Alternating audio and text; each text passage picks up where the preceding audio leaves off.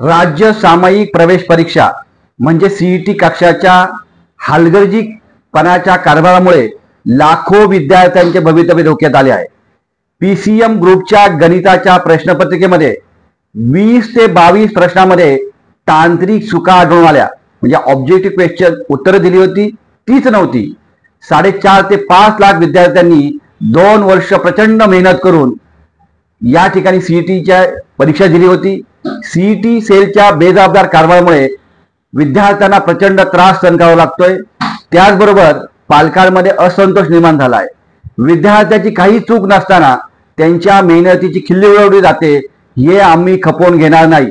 आमची स्पष्ट मागणी आहे, या सर्व प्रश्नांची पूर्ण गुण विद्यार्थ्यांना दिले गेले पाहिजे, अन्यथा मुंबई राष्ट्रवादी युवक काँग्रेस शरदचंद्र पवार पक्षाच्या वतीने आयुक्तांच्या कार्यालयाबाहेर बोंब मारो आंदोलन करू।